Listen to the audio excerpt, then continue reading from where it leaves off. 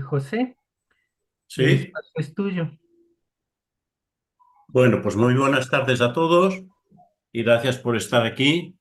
Vamos a tocar un tema, a mi entender, interesante, puesto que cuando lo estaba haciendo me sentí inspirado con el fin de poder presentar un trabajo que realmente interesara y que calara hondo en las conciencias de aquellos que están presentes. Nos hallamos todos, queridos hermanos, cada uno de nosotros en casa y reunidos teosóficamente por Zoom en el silencio de los sentidos. En ese sentido o bendito silencio que sin decir nada lo dice todo. Y en este silencio del corazón vibra eternamente la vida y la muerte en relación con el vehículo que utilizamos en el ahora. Llega un momento, un tiempo, en que la persona prudente e inteligente, presintiendo intuitivamente su desenlace, entra en los últimos meses de su vida y se prepara para su despedida del plano físico.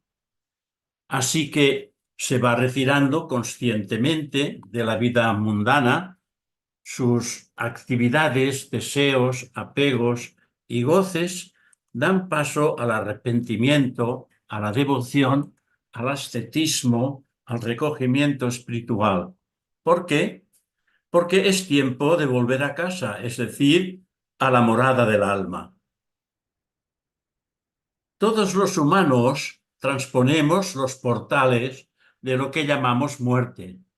Pero, ¿cuáles pasan por ella a sabiendas, conscientemente y con serena calma, además de mis experiencias sobre el particular? Solo voy a decir lo que he leído y oído sobre la atmósfera increíble por las que pasaron algunos de estos grandes seres dentro del movimiento teosófico.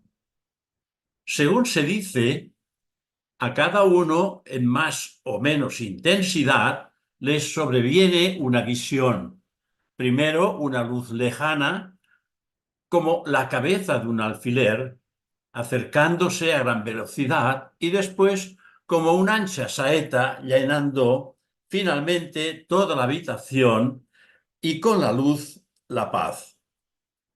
Si con la luz viene la paz, me pregunto, si no será una compensación que nos brindará desapego o liberación.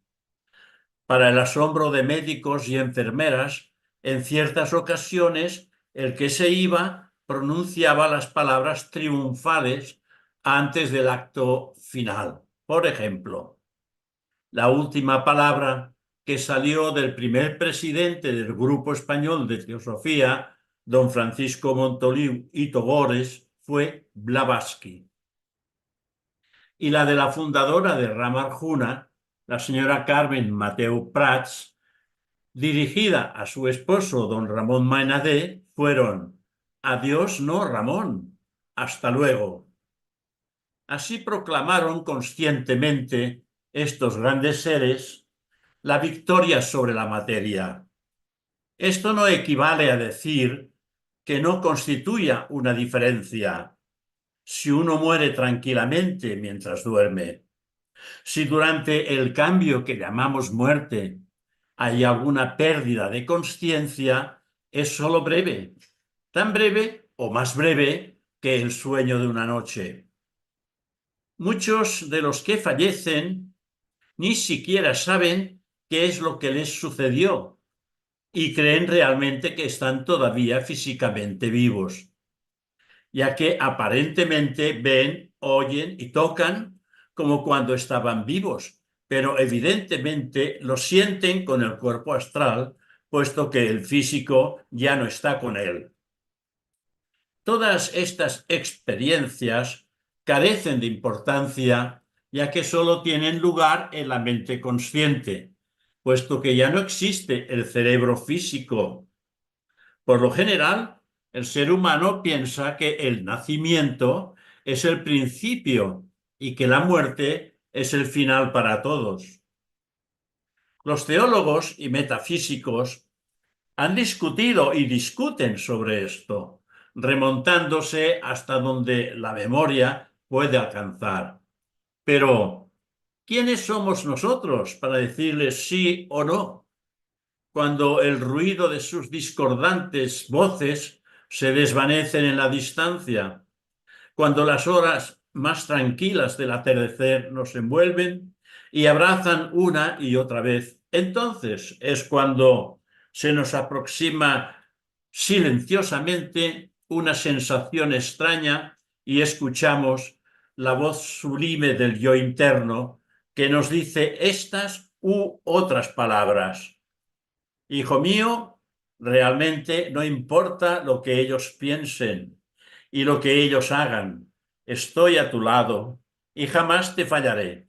Sonríale a la muerte si lo deseas o témela, pero has de saber que yo estoy contigo siempre. El moribundo debe cruzar los brazos sobre su pecho con los dedos entrelazados. Debe de retirar la mente de todo lo terreno y elevarla amorosamente con la suprema aspiración. Este es el modo en que un ser humano puede morir mejor, mientras descansa en una silla, en un sofá o duerme en una cama, con una pacífica expresión en su rostro, como si estuviera viendo y oyendo algo de insólita belleza, con una expresión complacida en torno de la boca. ¿Qué mejor suerte que introducirse en el ser divino, perdido en su paz y su resplandor? ¿O qué modo más miserable que ser arrancado de los apegos terrenos mientras está aferrado a ellos? En la India se enseña que concentrando los pensamientos durante la agonía en el nombre de su líder espiritual, con plena fe, ardor y atención sincera, ahorra algunos de los tormentos purificadores del Kamaloka o purgatorio, al experimentar un sincero arrepentimiento que, de otro modo, tendría que sufrir. También se dice que si el que se va se concentra en el ambiente en el que ha de aparecer en su próximo nacimiento, contribuye a su posible realización. No obstante, la habitual tendencia de pensamiento que tenemos aquí en el plano físico será necesariamente la misma con la que empezaremos la vida en el plano astral. Si queréis saber a dónde iréis después de fallecer, os lo digo. No porque haya estado allá en esta actual existencia, sí por lo aprendido sobre la enseñanza teosófica. En realidad es que no iremos a ninguna parte, ni a ningún sitio en particular. Inmediatamente después de morir, se desvanece la consciencia de la tierra y del cuerpo terreno. Así que tanto vosotros como yo simplemente ingresaremos en el estado de consciencia adquirido en el mundo astral, al subplano al que nuestro carácter desarrollado nos dé derecho. Desde siempre hemos oído decir que la muerte nos iguala a todos.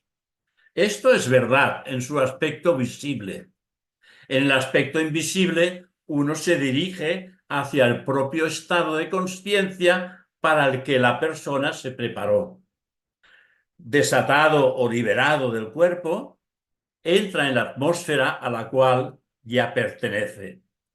En esta vida debemos desarrollar sabiduría y autocontrol, pues si no lo hacemos, hay riesgo de sufrir después de la muerte en el Kamaloka o purgatorio, ya que es posible que nos vayamos con apetitos terrenos y no tener un cuerpo con el cual satisfacerlos. La disciplina y la sabiduría nos capacitarán para encontrar un acomodamiento relativamente fácil.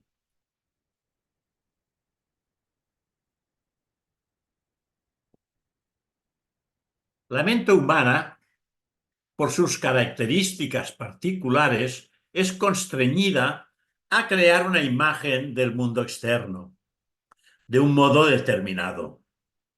La clase de mundo que experimenta procede de la clase de percepción en que se ejercita.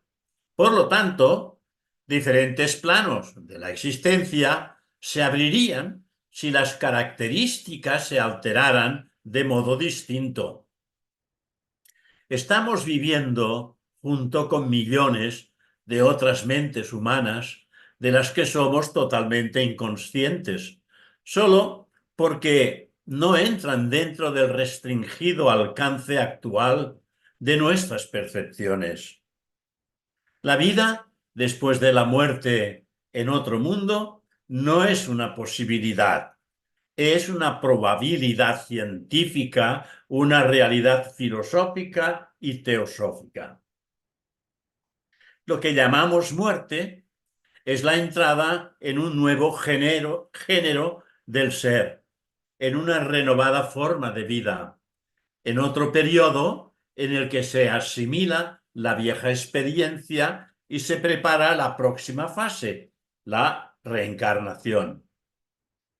La primera experiencia de la muerte no es la última, pues tras el debido intervalo de la apropiada experiencia en ese otro estado del ser, es seguida de una segunda muerte. La cremación o incineración es un reto claro y enfático. Si creemos realmente que nuestra alma es nuestro yo real, o incluso si creemos que la fuerza del pensamiento es nuestro yo real, entonces no debemos ni lo podemos objetar, sino, por lo contrario, hay que aprobarla por completo. El método de sepultar a los cadáveres es sólo adecuado para quien cree que esta fuerza del pensamiento es un producto del cerebro del cuerpo, o sea, para el materialista.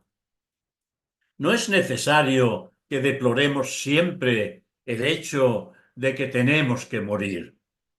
La naturaleza está obligada a darnos otra oportunidad, otra existencia, cuando la presente no puede sostener por más tiempo lo que somos, el espíritu imperecedero.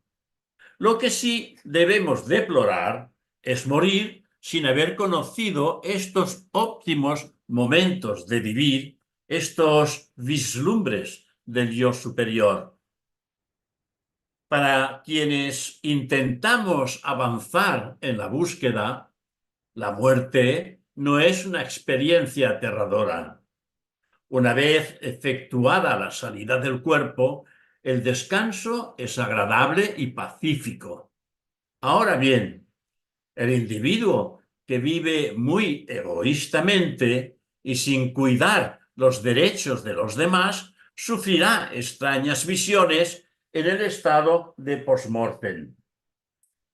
Aquellos que están perjudicando gravemente a los demás, se le aparecerán de manera reiterada sus caras y en algunos casos haciéndole reproches y en otros censurándolo.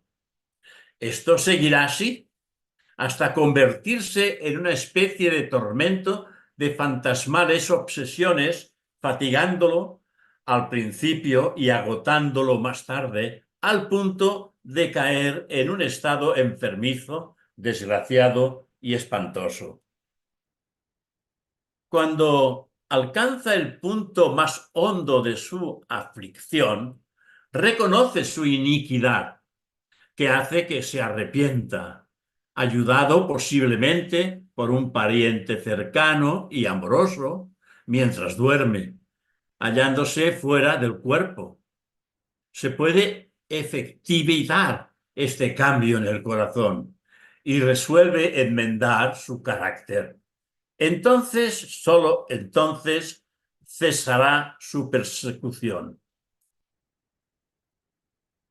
El estado post-mortem de ciertos hombres perfectos y puros, como Jesús, Apolonio de Tiana, Buda, Krishna o Shankaracharya, Ramana, Maharshi y otros, es extraordinario que ellos prosigan la obra benéfica de ayudar a los hombres para que se eleven sobre sus naturalezas inferiores. Lo que se pierde externamente se gana en profundidad, en amplitud, pues, aunque la realización personal es rápida entre sus discípulos, durante la vida de estos seres, la influencia popular entre las masas es capaz de difundirse como ondas solo después que estos seres perfectos desaparecen. La visión materialista del mundo no logrará entender que semejantes hombres nunca mueren y que su verdadera existencia continúa aun cuando no estén encarnados y que su fuerza salvadora está aún a disposición de los demás.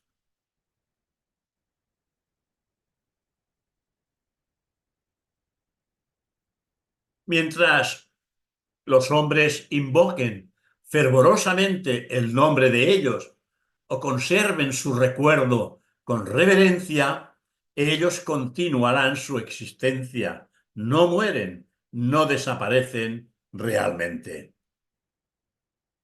La herencia puede responder por el rostro, la forma de un hombre y por el tipo nervioso, pero no puede responder por su genio.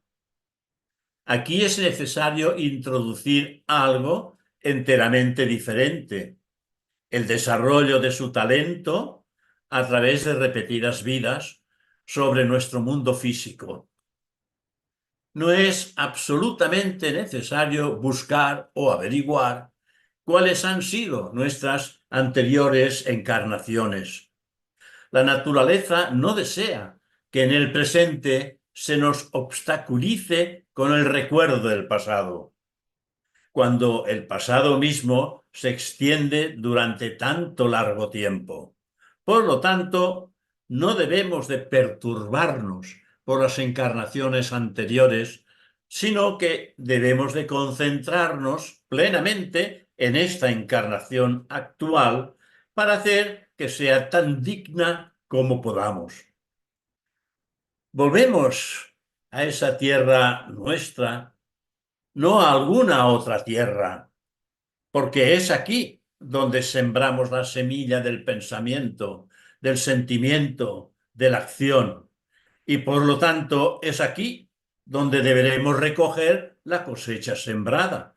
La naturaleza es ordenada, justa y coherente.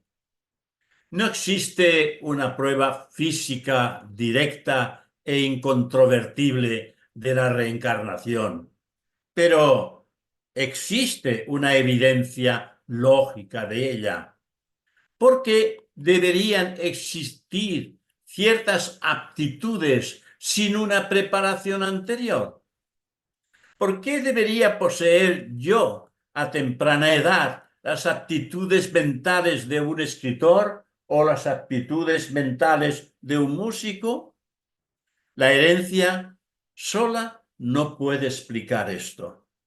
Pero esto se explica perfectamente si a esas aptitudes las consideramos como una memoria subconsciente.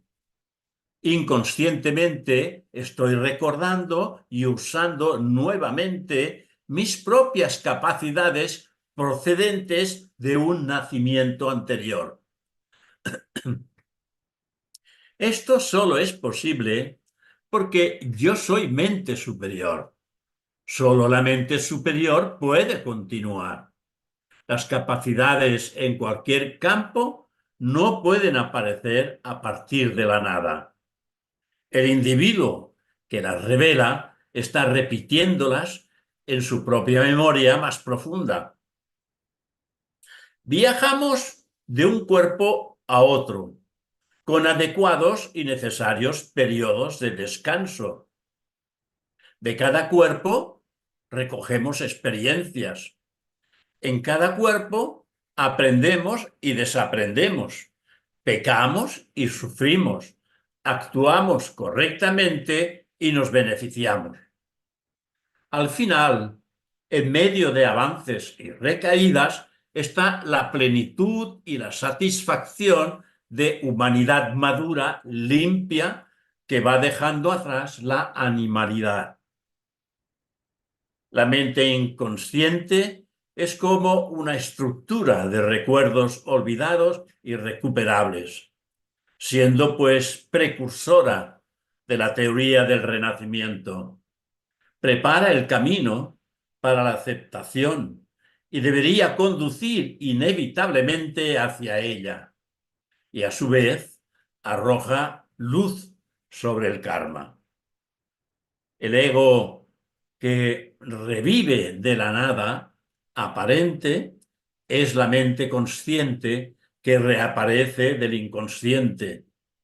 Cuando la producción de estas energías, ideas o tendencias se ponen a descansar, entonces éstas nunca pueden objetivarse de nuevo en un ambiente físico, en un nuevo renacimiento.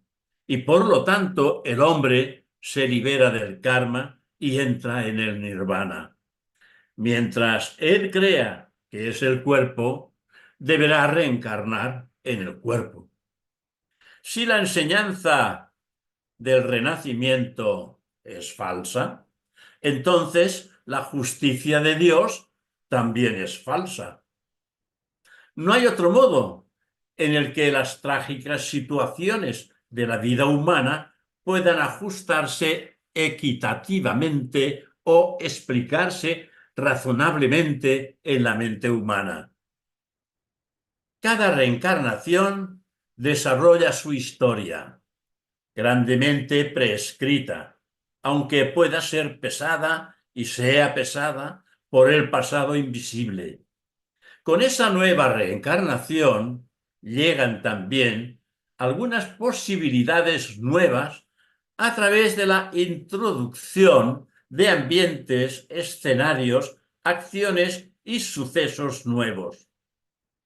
Volvemos al renacimiento, mientras el ego inferior es aún nuestro dueño y señor, y ocupamos una forma que es buena o mala, entera o mutilada, sana o enferma, de conformidad con nuestros justos merecimientos por la ley del karma. Los deseos, hábitos y modos de pensar del ego han sido establecidos a través de muchas vidas sobre esta nuestra tierra. Y cuando reflexionamos sobre la larga serie de ellas que pertenecen a nuestro pasado, entonces tropezamos de nuevo con la sabiduría suprema y la necesidad de la reencarnación recurrente. Si solo hubiera una vida continua, nuestro avance hubiera sido conducido a un final. Estaríamos confundidos por nuestro propio pasado y no podríamos haber avanzado en nuevas direcciones.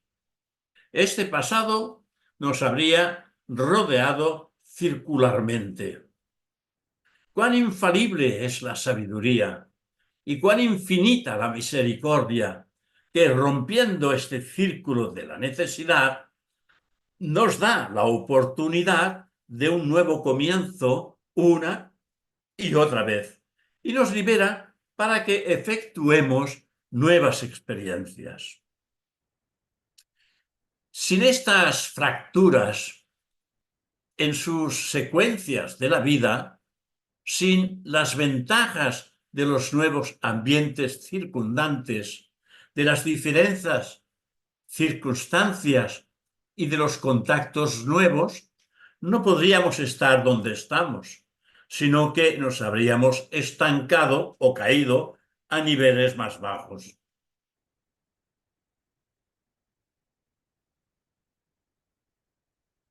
Recibimos una vida, un día, un tiempo actual y un nivel consciente, espacio-temporal, para que nos concentremos, a fin de que no sea interferido el qué hacer de la naturaleza en nosotros.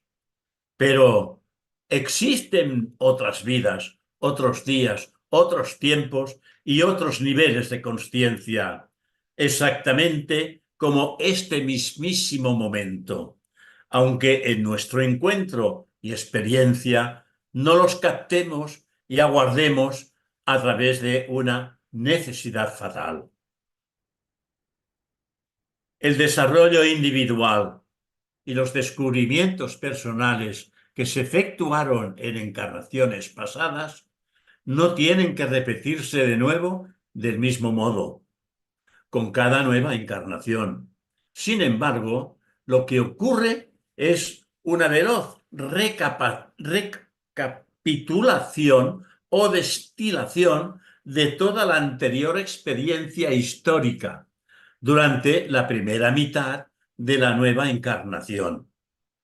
Las tendencias traídas de anteriores nacimientos determinan el carácter y la conducta del hombre, pero ambos son modificados por el impacto de su actual medio ambiente sobre su personalidad, por la influencia de su raza, religión, educación social sobre su psiquis y por las sugerencias absorbidas en este periodo histórico. Lo que fuimos en el pasado no es importante. Lo importante, lo que somos ahora. Es importante lo que somos ahora. Lo que nos proponemos hacer de nosotros mismos en el futuro es vitalmente importante. La unidad entre nuestro carácter y nuestro destino es inseparable. La conexión entre nuestro modo de pensar y el curso de los acontecimientos es infalible. Es evidente que hay personas que dicen que con el mal de cada día tienen bastante y se niegan a mirar hacia adelante. Sin duda, ellos experimentan el mal. Si el tiempo es simultáneo y el futuro existe ya, ¿de qué sirve entonces hacer esfuerzo alguno? Esta objeción, desesperanzada pero admisible, pasa por alto el hecho paralelo de que el futuro no está fijo por toda la eternidad. Está siempre fluctuando porque está sujeto a modificación por la intrusión de factores nuevos como lo son un esfuerzo intenso por alterarlo o por interferencia intensa por parte también de otra persona. El futuro existe, pero va cambiando al mismo tiempo. Lo que sí existe, sin duda alguna, es el destino. Los inesperados acontecimientos que nos suceden aparentemente sin causa o conexión con nuestra conducta constituyen el destino. Las tendencias por cuyas influencias y las circunstancias por cuya compulsión actuamos del modo que lo hacemos constituyen la necesidad. Los resultados de esas acciones constituyen el karma favorable o de recompensa. ¿Qué hombre realmente domina su destino? La persona que es adelantada puede lograr modificarlo, pero los factores psicológicos y físicos son los que la persona corriente inicia el curso de la vida. Ya está en sus genes y funda o crea él mismo el carácter y la suerte. Todos estamos a merced de los acontecimientos hasta que aprendamos el secreto de modificarlos e influir sobre ellos. Lo benigno y lo maléfico están ya ocultos en los derechos del destino para el niño que nace.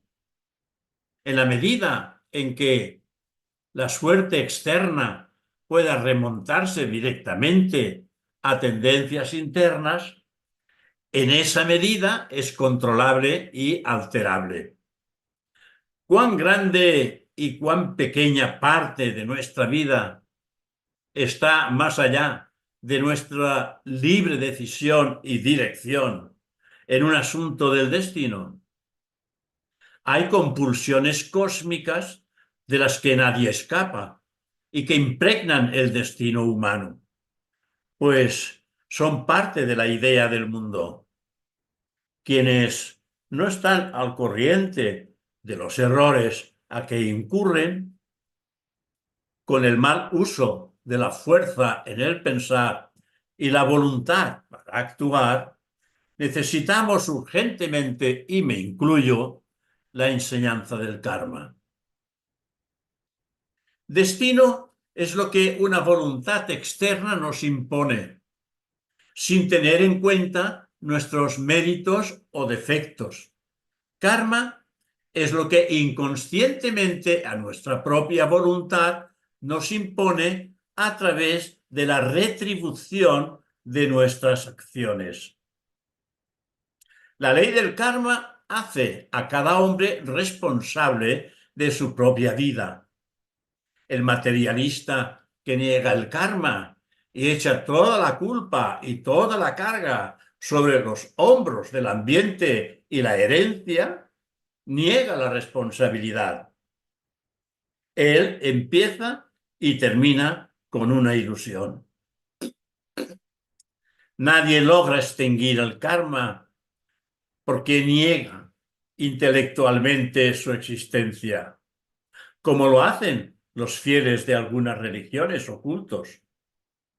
Sin embargo, si encararan primero su karma y se ocuparan de él y lo usaran para autocultivarse y autodesarrollarse, su actitud sería correcta.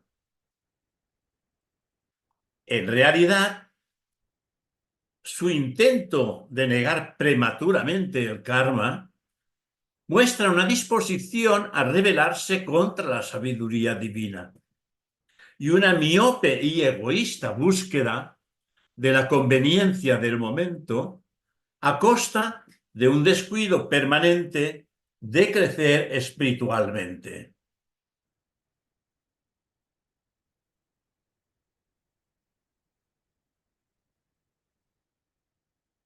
El significado correcto del karma es acción deliberada a través del cuerpo, la palabra y la mente.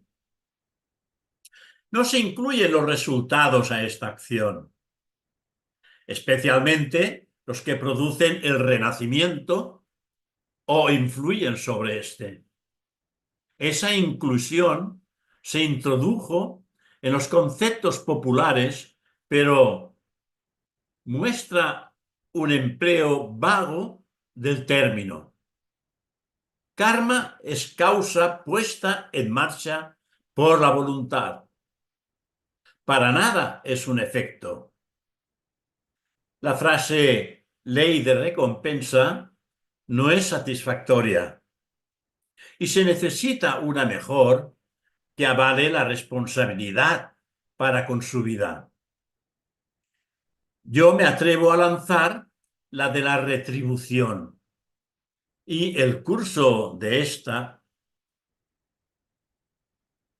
que ésta tome debería conducirlo a su vez a sentir la necesidad de la autodisciplina.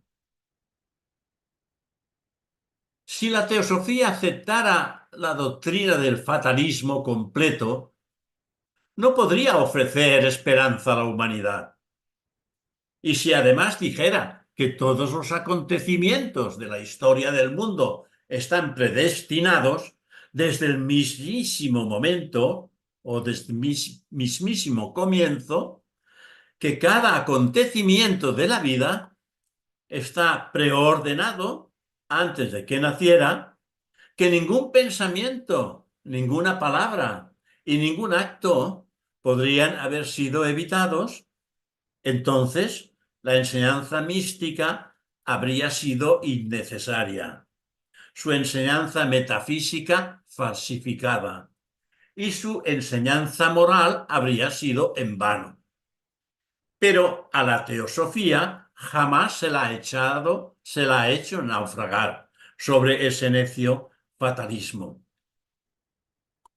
La teosofía nos dice que lo que ocurre dentro de nosotros está íntimamente conectado con lo que ocurre fuera de nosotros. Que el pensamiento, el sentimiento, la voluntad, la intuición o el carácter efectúan sus contribuciones secretos para los acontecimientos de nuestra vida. Y en la medida en que empecemos a controlarlos, empezaremos a controlar nuestro propio bienestar personal.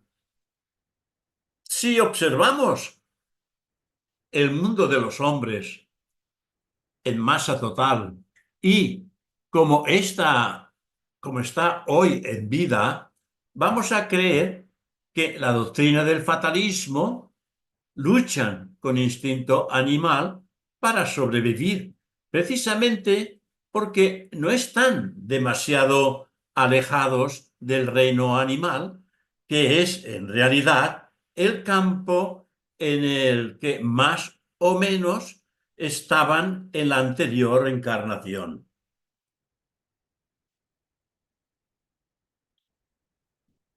Reaccionan como autómatas bajo el peso de la muerte para que ellos, el karma, moviéndose como títeres por los ciegos instintos universales de la naturaleza. Pero la historia no termina aquí. Es realmente solo el comienzo. De vez en cuando surge un hombre o una mujer del rebaño, constituyéndose creativamente en un ser plenamente humano. Cada día es una experiencia nueva. Cada experiencia es única. Ya no es esclavo o esclava del instinto animal, ni de la fatalidad. Es libre, con una humanidad y una creatividad plenas.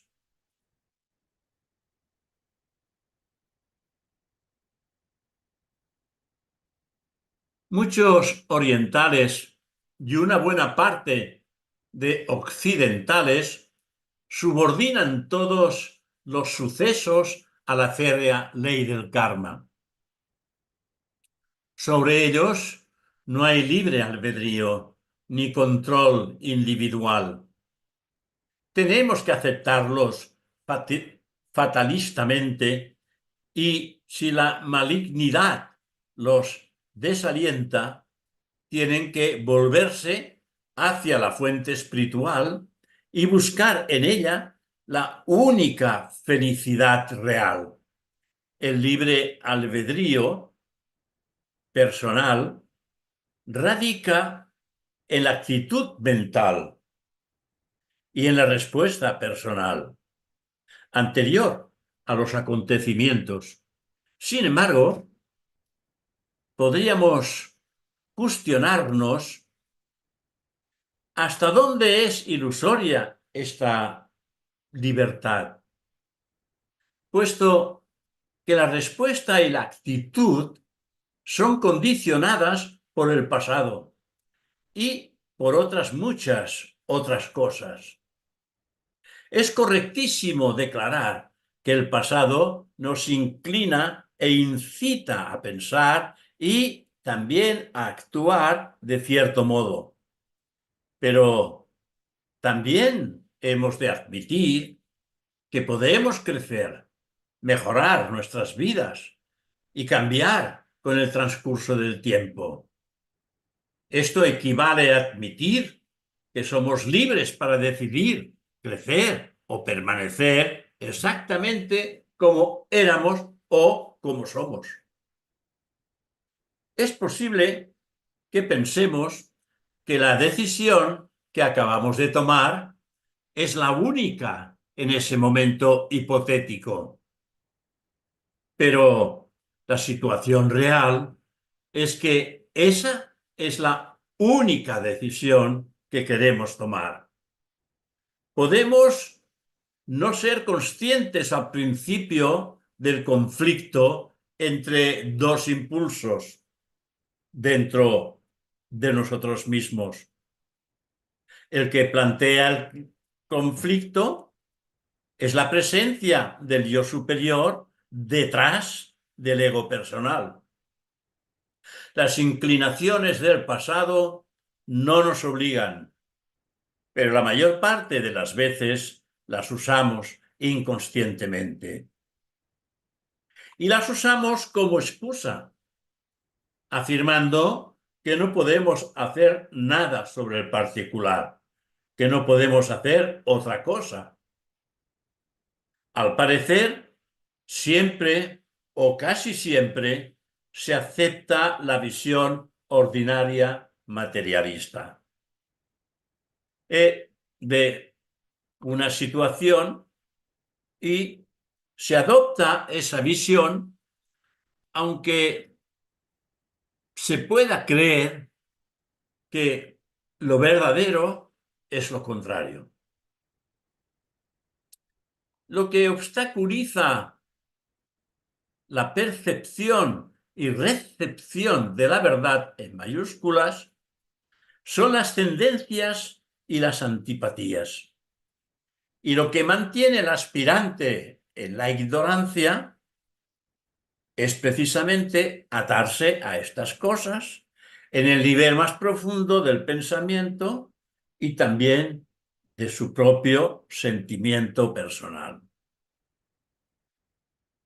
Si en lugar de que las tendencias controlen al aspirante, las revierte, estará más libre de sí mismo para la verdad.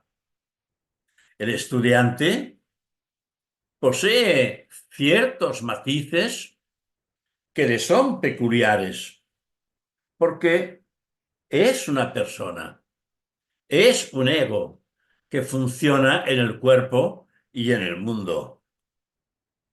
Tiene pertenencias porque tiene que vivir entre los diversos objetos necesarios para su vida en el mundo y usarlos. El cambio que la iluminación produce no es necesariamente para tirarlos. No podrá tirar su cuerpo, no podrá tirar los matices personales, pero podrá, y esto es lo que la iluminación hace, librarnos de estar atado a ellos.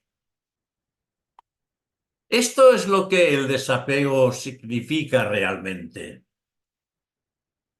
Demasiado a menudo, el aspirante entiende mal esta cuestión. Las condiciones en las que él vive han sido dictadas por el karma en el sentido más amplio posible de la palabra. Pero estas condiciones pueden ser modificadas, incluso cambiadas, solo en una medida limitada, pues dentro del mismo y dentro del karma hay limitaciones que impiden que él avance más. En la comprensión de esto y en la aceptación de las realidades de la vida y del yo, podrá hallar la única libertad verdadera que se pueda alcanzar. Por lo tanto, cada vida humana está sujeta a cambios periódicos de su destino, cuyo significado interno necesita ser comprendido. Antes de que uno pueda actuar correctamente. De ahí que el método de luchar con el destino debe variar, según el ritmo particular que haya entrado en el calendario de nuestra propia vida. Cada situación de la existencia humana deberá hallar su apropiado tratamiento, y el tratamiento correcto solo podrá ser conscientemente adoptado por el discípulo iniciado que ha establecido la armonía interna con la ley de la periodicidad. Ese discípulo de primera o segunda iniciación busca hacer lo correcto en el momento correcto para el ajuste automático de las variables experiencias. Sabe cuándo oponer resistencia al destino y cuándo acceder ante éste. Conoce la verdad sobre el flujo y el reflujo del destino y actúa siempre de conformidad con esta comprensión interior. A veces fieramente activo, otras veces resignado y sumiso. Todo tiene su tiempo especial y él no sigue curso de acción alguno en el tiempo equivocado.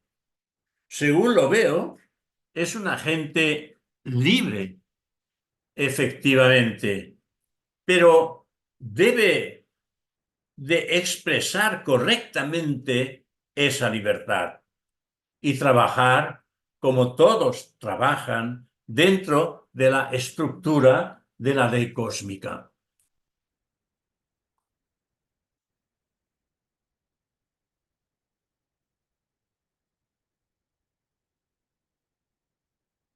Al mismo tiempo, observa sus más íntimos impulsos, que estando en armonía con la verdad, lo guían hacia la acción correcta en situaciones delicadas y particulares.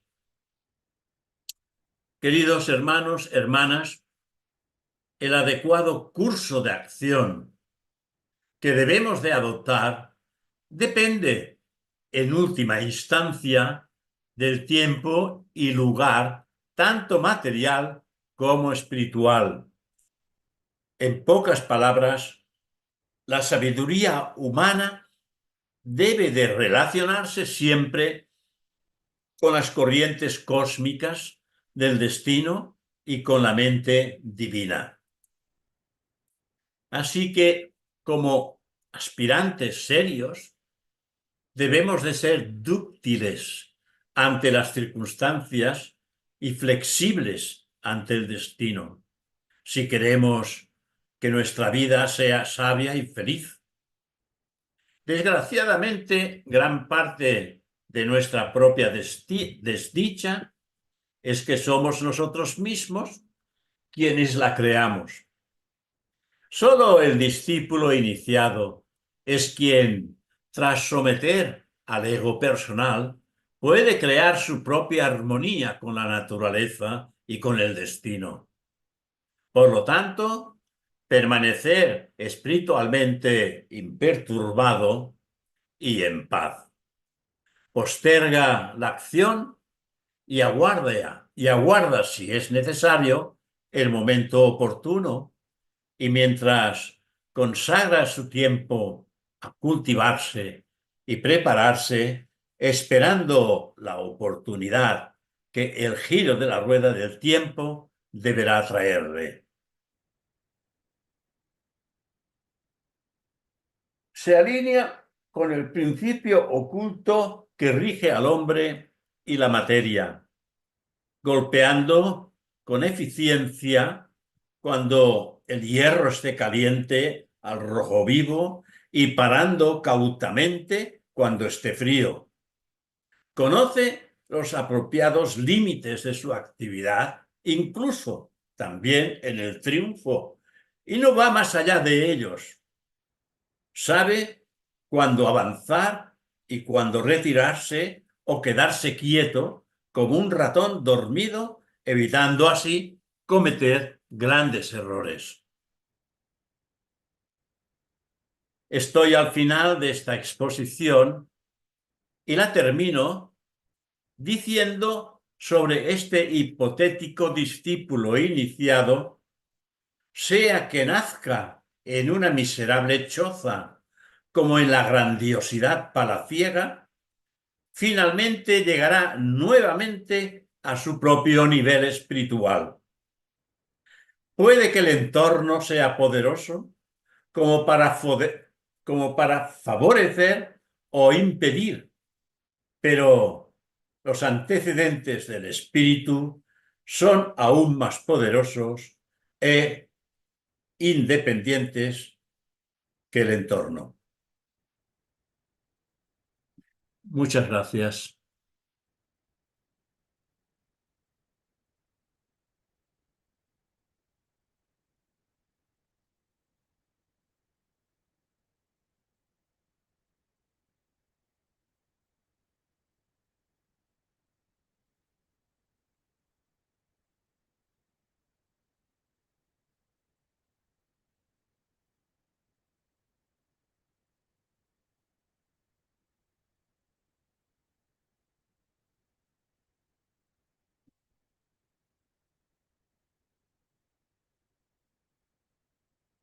Veo que poco a poco las caras van Mm, apareciendo.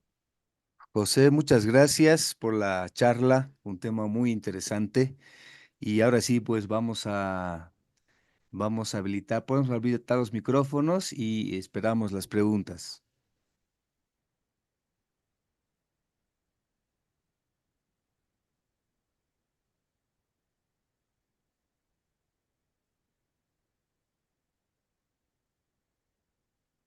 ¿Pueden habilitar micrófonos? Creo que no, a ver.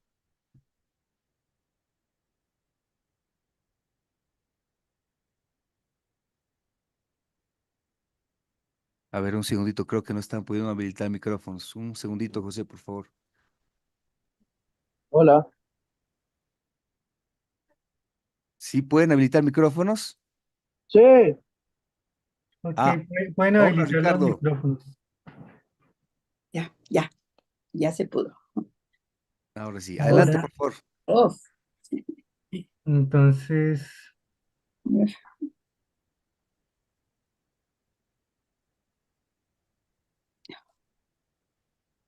pueden hacer sus preguntas, inquietudes, preguntas a esta excelente conferencia de José. así es. Bellísima, Mm, profunda, bella, así yo me quedé así como parada, ¿no? No sé ni qué de tantas ideas que se me movieron. Gracias.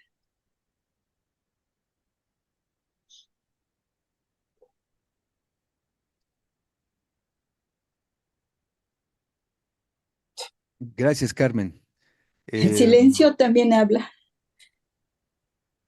no, seguro, seguro. Sí, Yo voy a aprovechar a hacer una pregunta a José.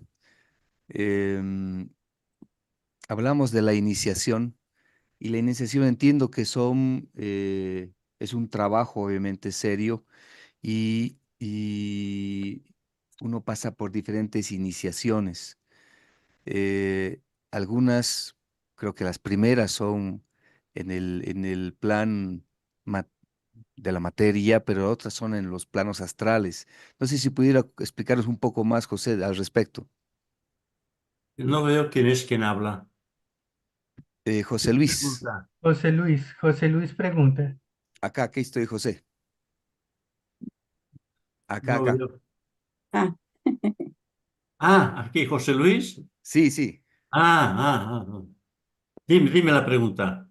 La pregunta es, en el trabajo de las iniciaciones, algunas son en el plano material y otras son en el plano astral. Eso es lo que entiendo, Mm.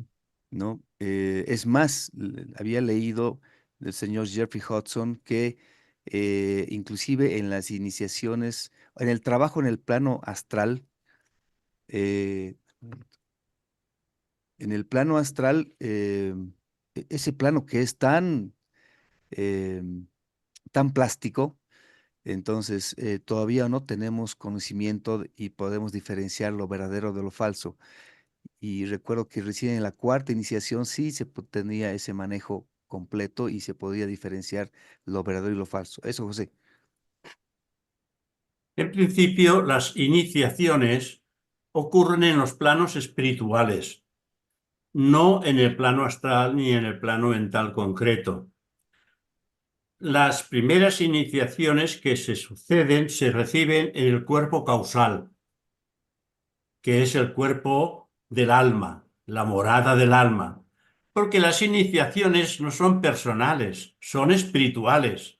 A nivel personal ya lo tenemos ahí, en el mundo físico y en el mundo emocional y en el mundo mental. Pero estos no son iniciaciones, estos son conocimientos que podemos adquirir. Pero lo que es una iniciación interna, esto sucede en los planos internos.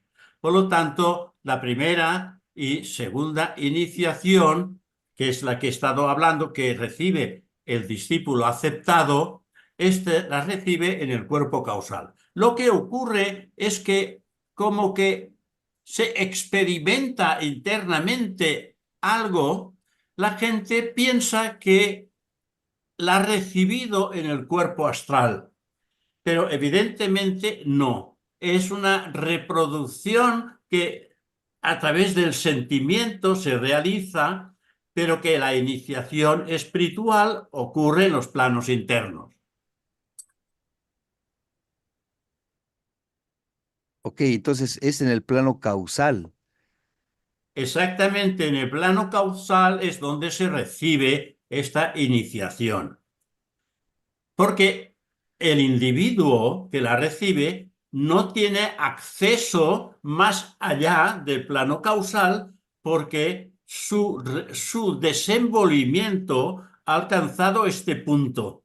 Y a partir de este punto, entonces empieza la ascensión y evolución de los planos internos más profundos, en Buddhi, Atma, hasta alcanzar la total contacto directo con la propia mónada. Pero nosotros que no hemos alcanzado ese estado de conciencia, no podemos recibir ningún tipo de iniciación, porque para recibirla quiere decir que tendríamos que haber transformado nuestro carácter, tendríamos que haber purificado hasta un cierto punto nuestra naturaleza humana para recibir precisamente la energía de los planos superiores que trabajaran a través de un individuo que está preparado para poder hacerlo. Y ya se dice que en la primera iniciación espiritual, cuando se recibe, se le da una nota clave que es la del sigilo. No puede hablarse de la iniciación espiritual a otras personas que no puedan tenerla o que no la tengan, porque no las pueden entender. Cuando se habla del aspecto espiritual de una iniciación, quiere decir que el individuo que la recibe se ha desprendido totalmente de los apegos que lo tenían sujetado al plano físico. ¿Te vale? José, Sí, me entiende, me quedó un poco más claro, entonces entiendo que ahí estaríamos hablando de que ya hemos podido conectarnos con el cuerpo causal a través de la antacarana, ¿verdad? A ver, para poder conectarse uno conscientemente con el cuerpo causal, tiene que haber descubierto la realidad de aquello que él es. Mm. Tú no eres el cuerpo físico, tú no eres el cuerpo emocional, tú no eres el cuerpo mental.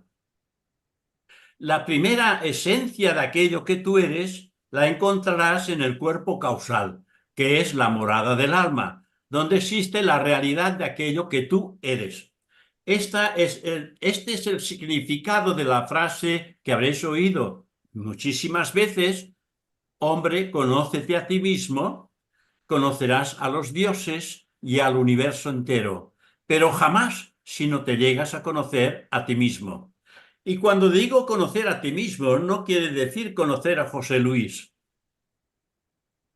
Quiere decir el que está detrás de José Luis. Ese que está detrás eres tú. Muy bien, gracias, José.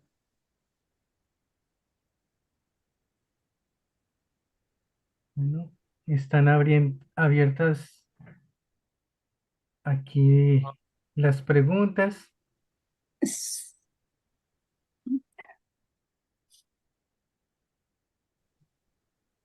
Ujú. José, yo tenía una pregunta. Por ejemplo, tú hablaste de las reencarnaciones, ¿no? Pues las vidas pasadas que tenemos y que debemos enfocarnos en nuestras vidas, ¿no? Entonces, ¿qué repercusiones tienen esos tratamientos, por ejemplo, de regresiones, de tratamientos psiquiátricos, psicológicos, que trabajan con eso, con regresiones, con traumas de otras vidas? ¿La teosofía recomienda o no recomendaría retroceder en algunas vidas?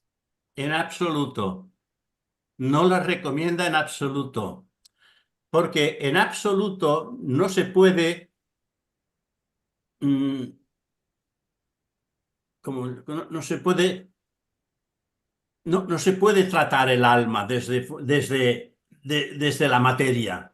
No se puede hipnotizar, llevar a un estado de hipnotismo a la materia hacia una regresión al alma. Porque el alma es una parte del espíritu. El alma es un fragmento espiritual del yo. A eso no se le puede hipnotizar ni llevar a una regresión. El máximo que una regresión puede realizar es llevar al ser humano encarnado al claustro materno. Hasta ahí, pero no más allá. Mm. Mm. Oh, Bueno, muchas gracias, José. Pedro, no sé si tenga alguna pregunta. wow. Ricardo, Ana, Emilio. Emilio también nos acompaña. Sí, gracias, Giovanni, y también a nuestro querido José, que siempre nos ilustra con su saber, nos ayuda a abrir la mente y a comprender muchas cosas, como en esta exposición. Eh, Quiero hacer una pregunta a José, y es sobre el destino. No sé si me quedó claro cuando tocaste el tema del destino, si el destino lo estamos construyendo nosotros o tiene o desde fuera la vida, o no sé cómo decirlo, lo está forjando sobre nosotros. Esa es una parte de la pregunta. Y la otra parte de la pregunta es: ¿qué tiene que ver el libre albedrío? ¿Qué nos puedes comentar, José?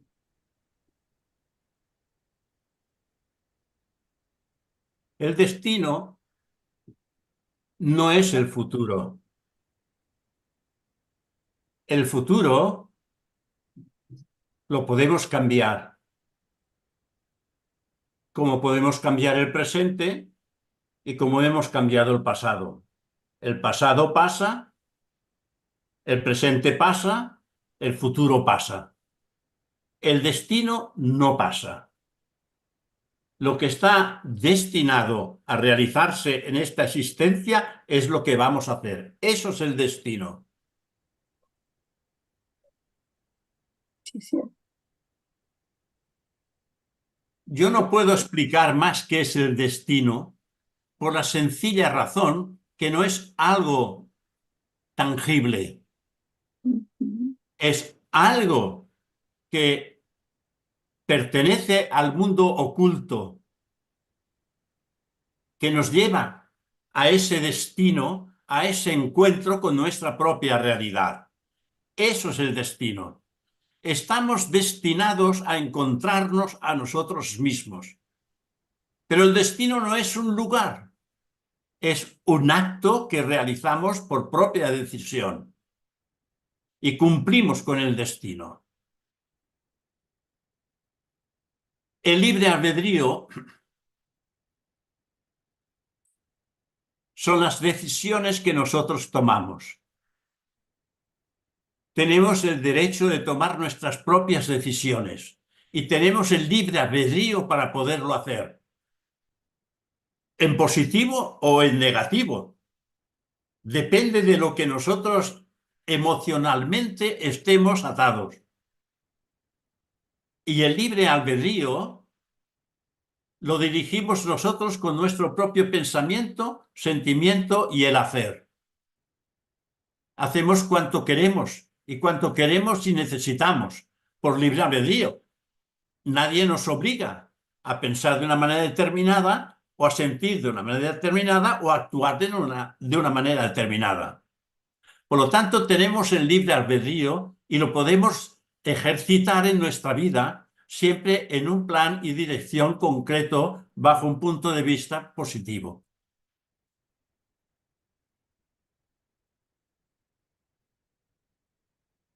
No sé si he contestado a tu... Sí, sí, sí. Muy bien. Gracias, José. No, pero si tú estás por encima de todo esto ya. No, no, no, no siempre está de aprendiz. Yo, desde No. luego, siempre aprendiendo. Gracias.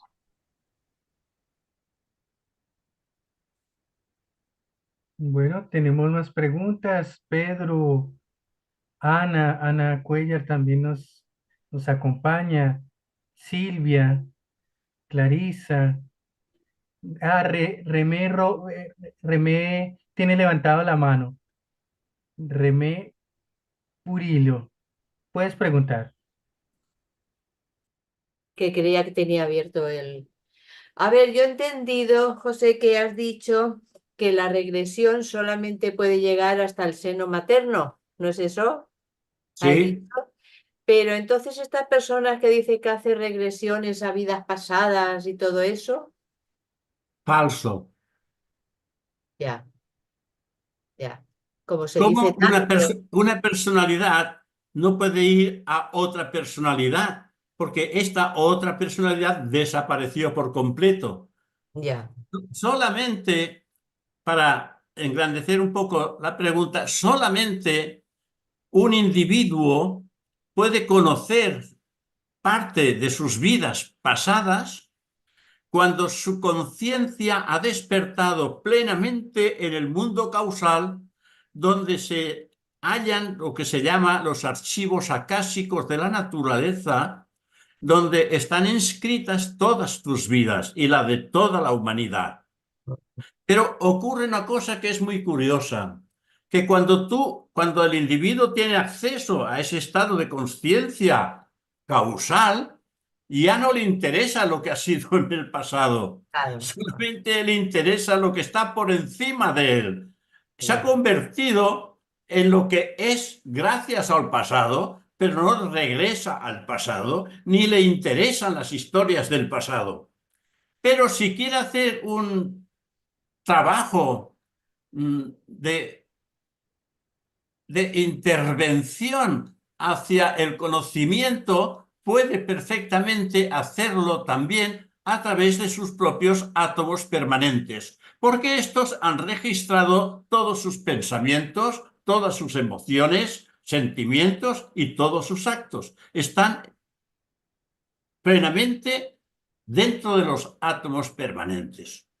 Pero ya digo, cuando se llega a ese estado de conciencia en el plano causal, ya no le interesa buscar ni hurgar en vidas del pasado.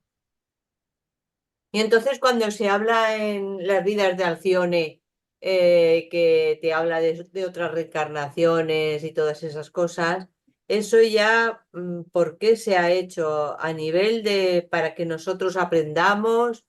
O no sé.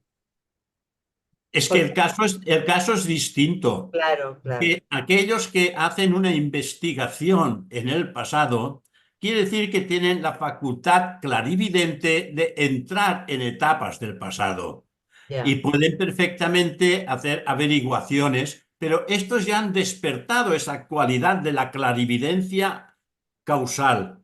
sí. Existen distintas clarividencias, pero para entrar en contacto con el pasado hay que activar la clarividencia causal, porque la clarividencia mental y astral no es para entrar en el pasado, sí para cuando uno despierta esta clarividencia causal, él puede perfectamente ver las vidas del pasado como hizo pues Leadbeater con estas 40 vidas de Krishnamurti y también de otros individuos, que hay libros escritos sobre esto, que Sí. también en esta clarividencia, cuando trabajan en el mundo astral, hay distintas equivocaciones, hay ciertas equivocaciones, pero cuando es la clarividencia causal, es justo.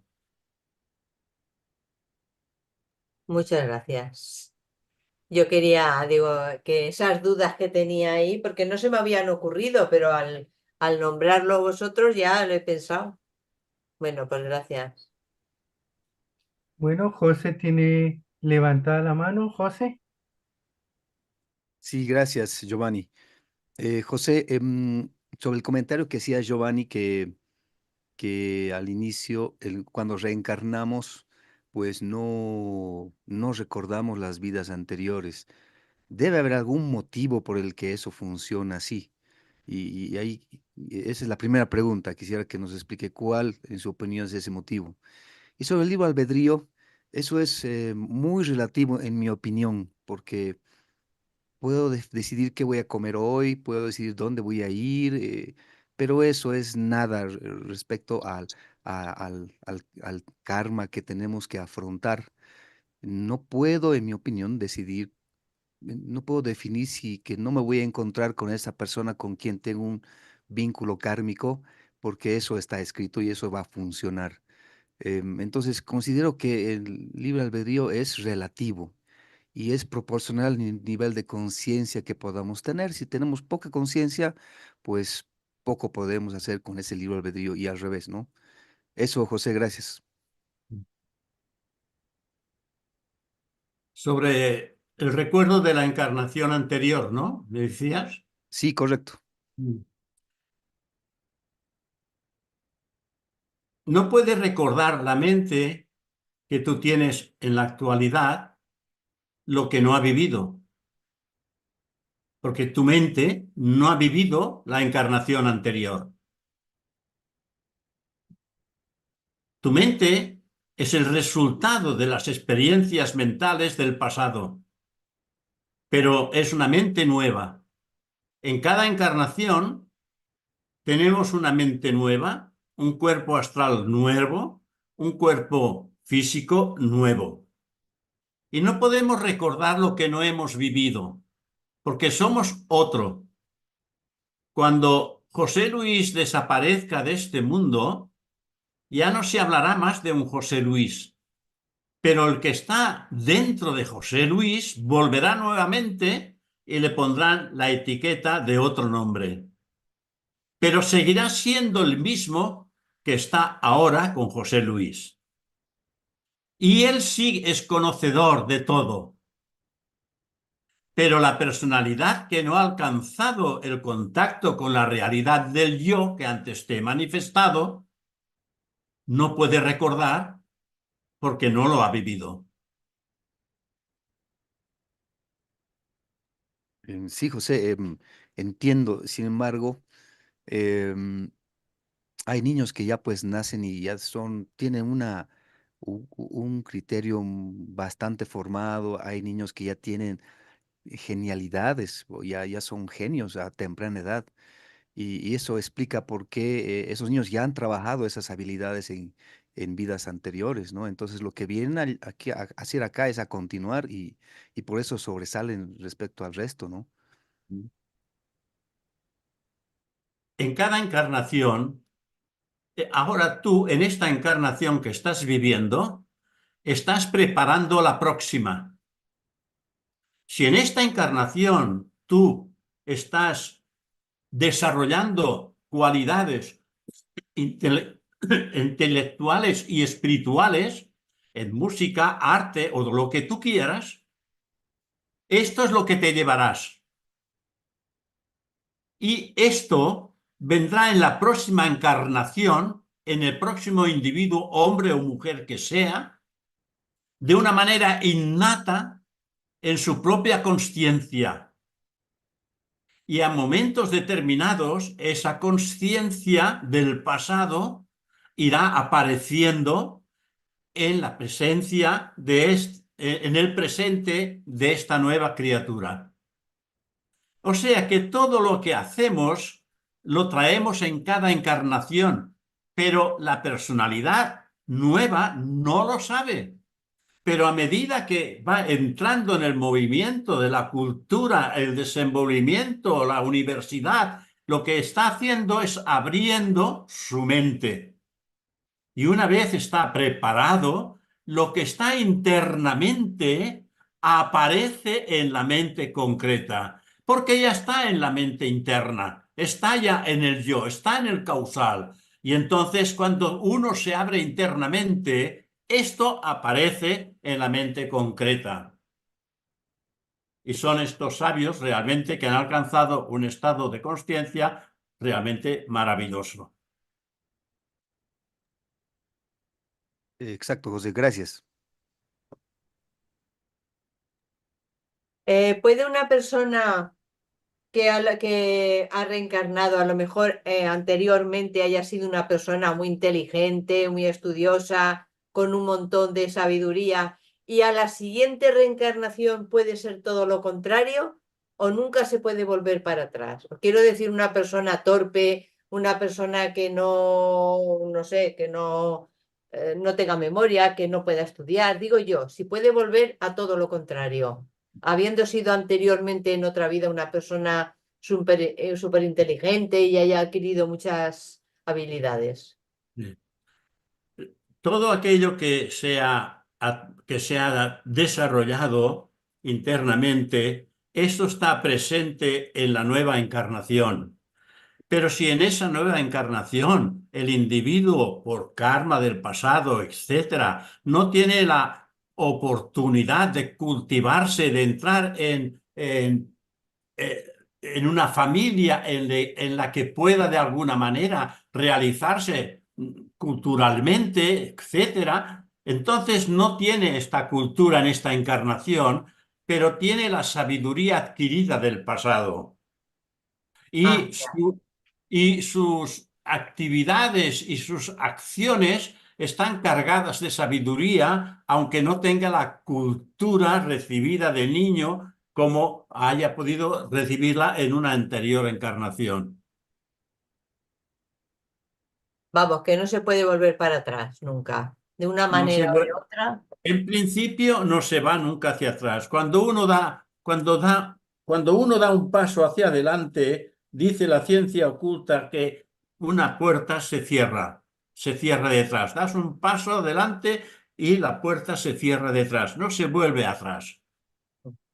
Siempre se va hacia adelante. Bueno, los antiguos teósofos decían que los estudiantes, los principiantes, lo que hacemos en muchas ocasiones no avanzamos ni tampoco retrasamos. Dice, hacéis como los soldados, marcáis el paso, pero no avanzáis. Ya sabéis que marcar el paso en el servicio militar es marcar el paso, pero no se va ni hacia adelante ni hacia atrás. Marcamos el paso, pero no nos movemos del sitio. Vale, gracias. Tenemos a Clarisa que tiene levantada la mano.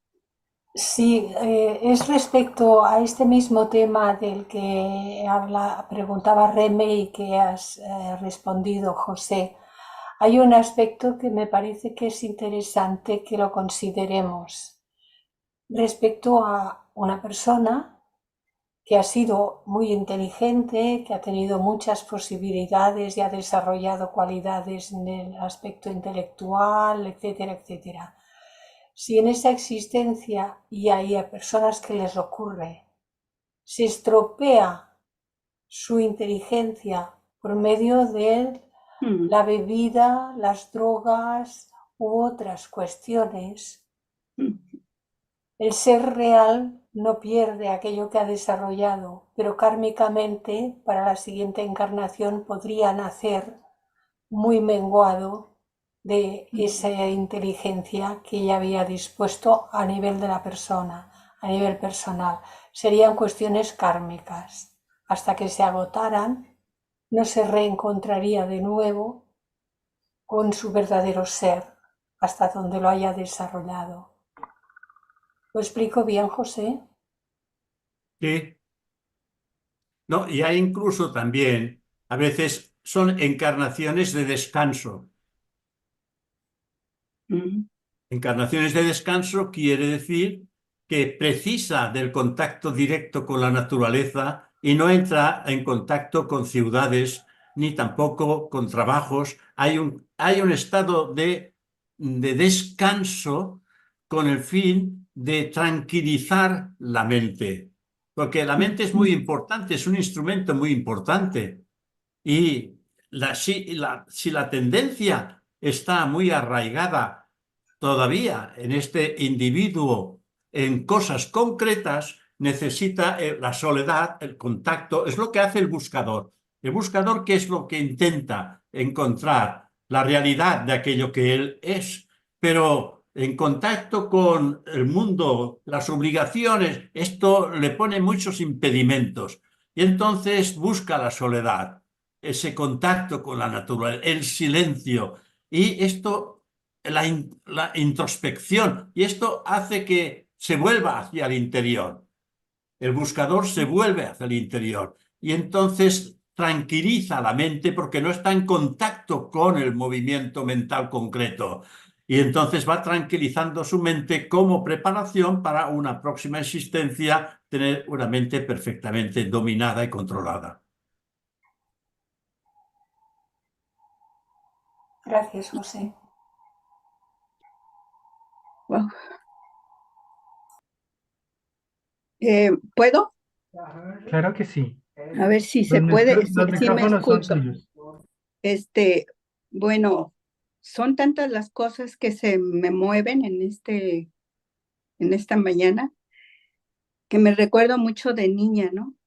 Yo pues no había televisión, no había todos los medios que ahora hay, pero yo sentía que en las noches salía, andaba volando entre los cables de la luz que estaban y yo me elevaba y hacía eso. No había televisión, ¿no? También porque es otra cosa que vino a distorsionar mucho la parte ahorita nos ayuda, porque pues ahorita es una ventaja.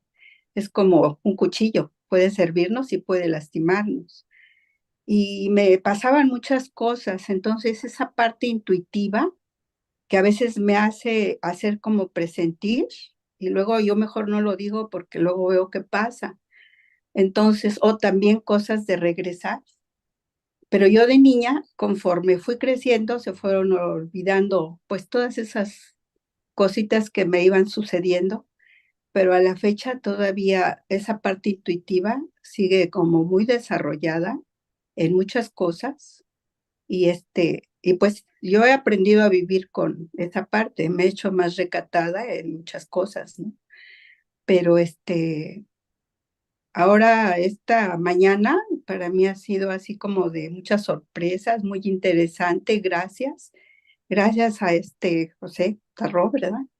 Es una sesión que me llegó así mucho y yo le agradezco porque se movieron muchas cosas en mí también, sí, al estar viendo. Se movió mucho y me hizo a recordar cómo yo podía andar entre los planetas y no había televisión en mis tiempos de pequeña, ¿sí? Entonces, yo agradezco mucho porque tal vez me tenga que poner a escribir un poquito este mismo día para todo eso que yo está acumulado en mí y agradezco mucho. Me pareció bellísimo, muy, pues, muy concreto para mí y me aclaró unas cosas que también, ahí está Clarisa y todos los otros compañeros con los que yo entro, pues me han ayudado a ir puliendo esta piedra bruta que soy, ¿verdad? Poco a poco he ido entendiendo muchas cosas que también ni la universidad me supo dar, pero que ahora las he ido encontrando. Yo agradezco mucho, estuvo bellísimo el trabajo, me deja mucha tarea también, y también quiere decir que he ido avanzando, porque pues desde la pandemia para acá estoy en esto y a mi familia le extraña, ¿qué haces? ¿Por qué? Y no sé, piensan que hago no sé qué cosas, ¿no? Pero he visto la vida desde otra manera, desde la pandemia para acá, que vino el encierro, que me pensioné, muchos cambios, y yo agradezco mucho todo el amor que comparten y todo lo que nos comparten y nos van llevando ahora sí que desde la cuna fueron jalándonos y empezamos ya como a gatear algunos. Y pues yo agradezco mucho al respetable José Terras, ¿verdad? Entonces, gracias, gracias. Gracias a ti, María Carmen. Gracias, bellísimo, ¿eh? Gracias.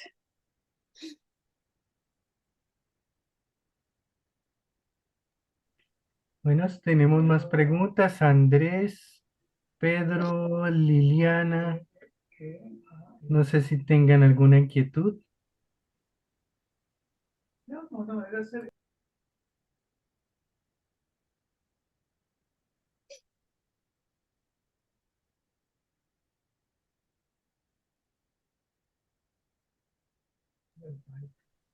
Yo tendría otra pregunta, ¿no? José, por ejemplo, nosotros durante las vidas cultivamos algunas virtudes, ¿no? Al igual que esas virtudes, los aspectos negativos también se fortalecen si uno en esa vida, digamos, fue egoísta o algo, siendo que en la anterior vida no cultivó ese aspecto negativo. Así como los positivos, los negativos también trascienden en esa otra nueva vida. Sí, todo trasciende.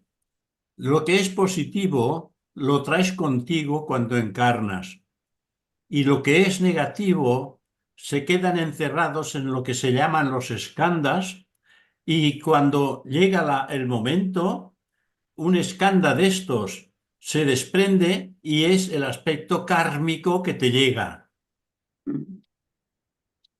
Pero los aspectos constructivos que tú estás desarrollando hacen parte innata en tu naturaleza humana.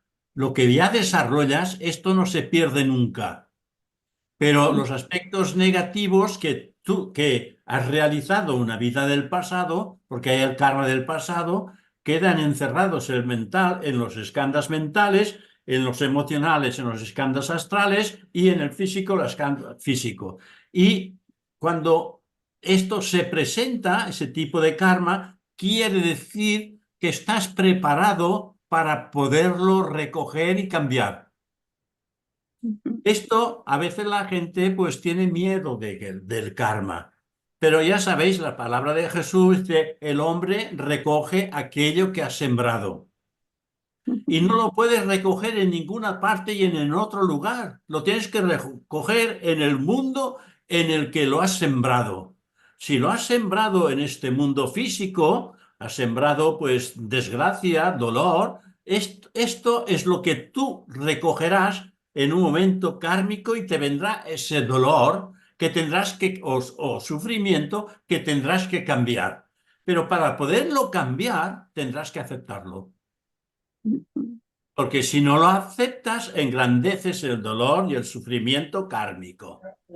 Por eso se presentan estos aspectos cuando tú estás preparado para aceptar aquello que viene. Porque el hecho de aceptarlo, le estás quitando la mitad del veneno, la mitad del daño, la mitad del sufrimiento. Porque lo aceptas. Desde el momento que lo aceptas, pues estás preparado para cambiarlo, para recogerlo. Estas son las parábolas de Jesús, el hombre quien siembra vientos recoge tempestades, ¿no? Todo ese tipo son parábolas que en teosofía se explican perfectamente. Entonces, cada uno recogemos aquello que hemos sembrado. A veces sembramos cosas en esta misma encarnación y también nos llegan en esa misma encarnación el recoger aquello que hemos sembrado. Bueno, muchas gracias, José. Ha sido muy esclarecedora tu respuesta. Sí. Realmente son temas que uno a veces no toca en la teosofía, ¿no? ¿Qué sucede con estos aspectos, no?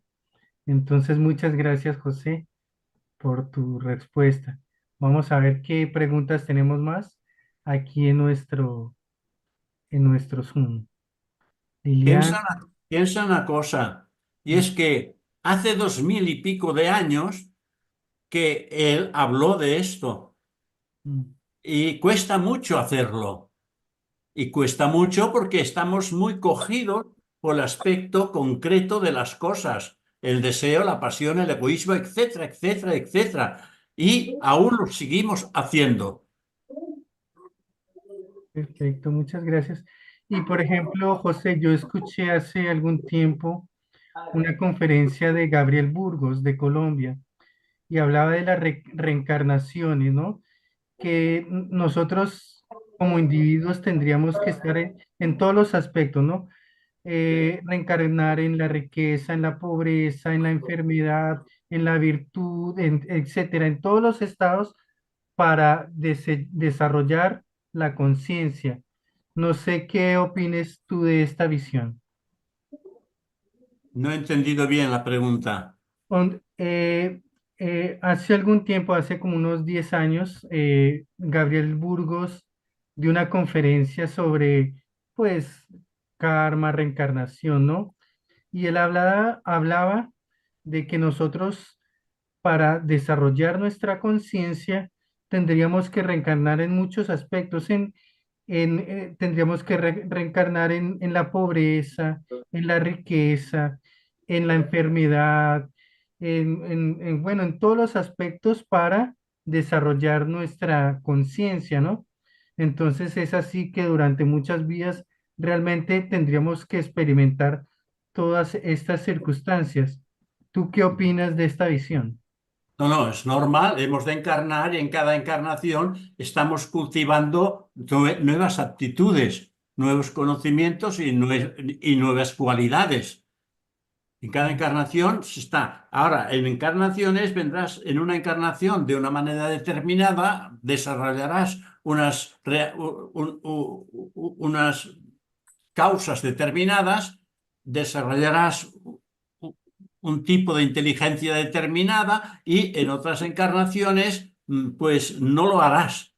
Harás otras cosas, pero harás aquello que realmente adolece todavía tu conciencia.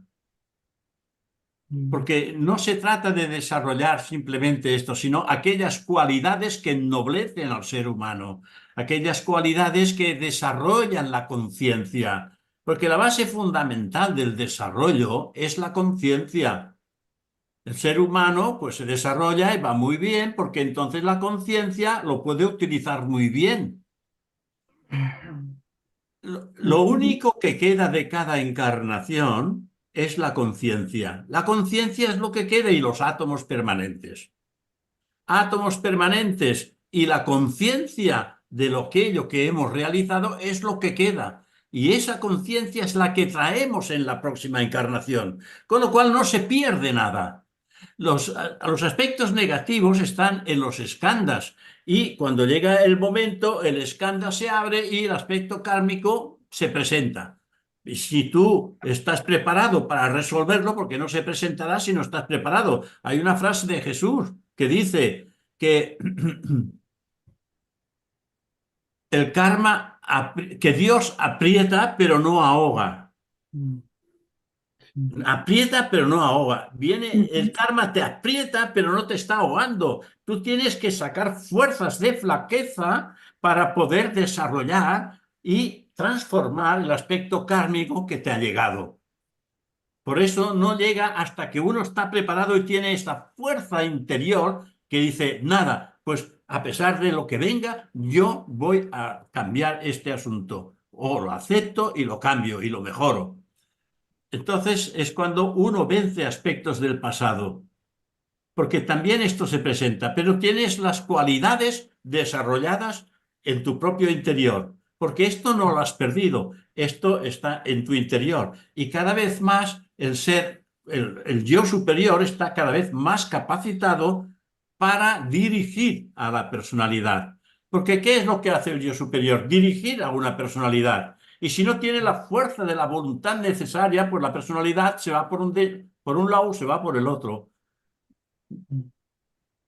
Se ata al egoísmo, se ata al deseo, se ata a la pasión, porque estos son los tres aspectos negativos más profundos del ser humano. La pasión, el egoísmo y Sí. el deseo. Bueno, muchas gracias, José. Realmente ha sido muy esclarecedor. Y bueno, tenemos más preguntas. Ana Cuellar, está también Eduardo, Guillermo. Aquí en el chat vamos a leer algunos. Aquí dicen muchas gracias, José, a todos. Ahora tengo que dejar a todos. Liliana, impresionante, lo claro y educativo para que no, para no olvidar. Una gran conferencia. Ujú. Aquí Isabel, muchísimas gracias. Bueno, todos aquí escribiendo comentarios positivos sobre esta conferencia. Entonces, muchas gracias, José. No sé si tengas las últimas palabras, quieras agregar algo más a esta excelente conferencia. No, no, no, conmigo ya he desarrollado el tema y pienso que ya estáis lo suficientemente cansados, seguramente. María del Jesús, creo que quería hablar. No están tímidos los chicos. Bueno, muchas gracias, Le José. agradezco que todo está muy claro. No tengo preguntas porque todo está muy claro. Le agradezco mucho. Muchas gracias. Pregunta, señor Tárrago, perdón, pero tenía levantado la mano. Ah, sí. Quisiera preguntarle dos cosas. La primera es, ¿cuándo decide y cómo decide el alma regresar nuevamente a reencarnar? ¿Y quién autoriza o, no sé, el de Bachán, esa parte de regresar?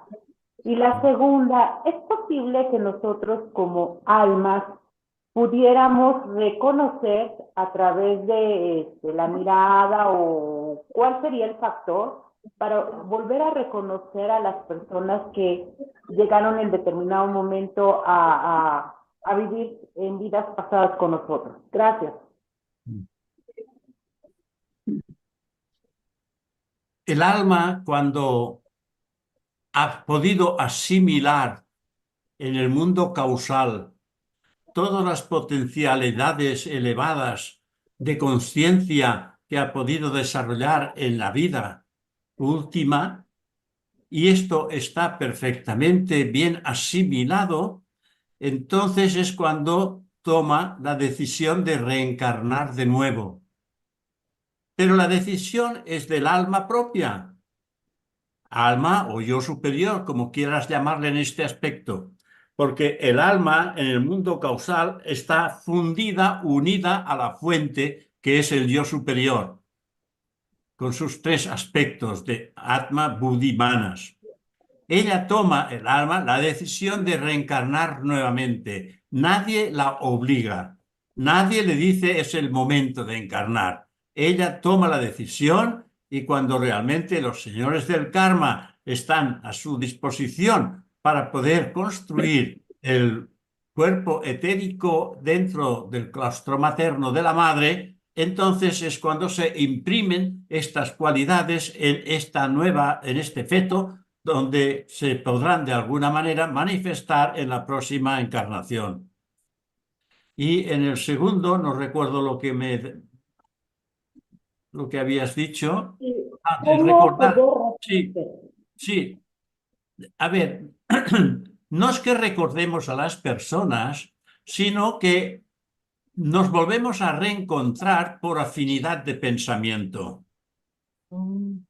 Porque si tú estás interesada por la filosofía teosófica, por estas enseñanzas, seguramente que no encontrarás a otra persona de la misma naturaleza que tú en un campo de fútbol, ni en una plaza de toros. Ujú. La encontrarás en aquellos lugares en los que tú te sientes a gusto, Sí. porque otras personas como tú también se sienten a gusto dentro de la música, dentro de la poesía, dentro de la escritura, dentro de esta filosofía teosófica que podría ser otro nombre en otro momento. Por lo tanto, siempre te encontrarás aquellas personas que realmente han estado pensando de la misma manera que tú piensas ahora en el pasado. Y es con las que nos encontramos.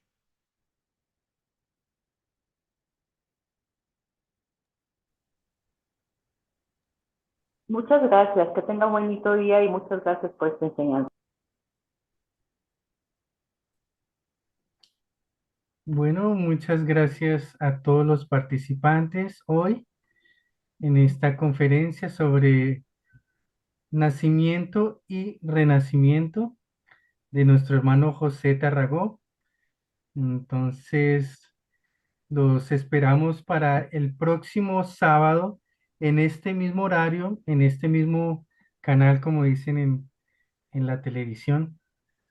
Tendremos una excelente conferencia también. Aquí yo tengo el email sobre el orgullo y la vanidad en el sendero espiritual. Muy interesante. De Rosalía Hansper Fuentes. Entonces, la próxima semana, el orgullo y la vanidad en el sendero espiritual. Entonces, bueno, ¿qué significaría esto en nuestras vidas, no? Entonces, muchas gracias a todos y los esperamos la próxima semana.